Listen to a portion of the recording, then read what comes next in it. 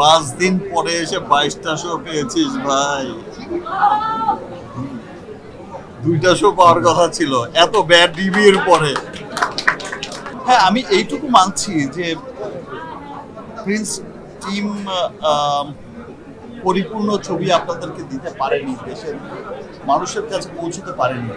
বিশ্বাস করেন যে এর কোনো কমতি ছিল না আমাদের। প্রথমেই আমরা ফেসেছি পারমিশন জটিলতায়, সেখানে 3 মাস চলে গেছে, মানে শুটিংয়ের যে শিডিউল ছিল সেটাই চলে গেছে। তারপরে এসে সবার এত অক্লান্ত পরিশ্রম ছিল যে সিনেমাটা কিভাবে কতটা পারফেক্টলি দেয়া যায়। 200-র বেশি সার্ভিস ও ফিচারে লেনদেনের সব বিকাশ অ্যাপে সম্ভব।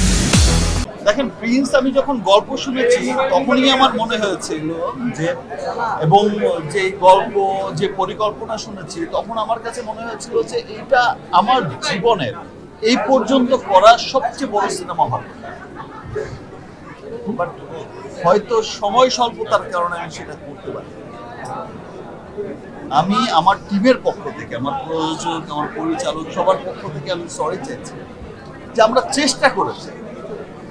দেখেন কি বলছে, টেকনিক্যাল সমস্যার কথা বলছে, সিজির কাজটা কথা বলছে, বা কালার, এটা তো সময়ের দরকার, বাট সময়টাই ছিল না।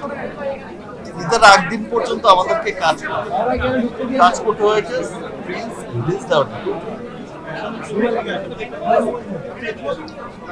আমি নেক্সট সিনেমাগুলোতে নিশ্চয়ই এই বিষয়টা অনেক খেয়ালে রাখবো যে প্ল্যান এ তো ছিল আমাদের হচ্ছে ইন্ডিয়াতে পুরো লোকেশন দেখা, প্ল্যান বিও যেন রাখি। প্ল্যান এ ক্যান্সেল হয়ে গেলে যেন আমরা প্ল্যান বি দিয়েও করতে পারি, সেটা আমার নেক্সট ডিরেক্টর প্রডিউসারদেরকেও বলবো।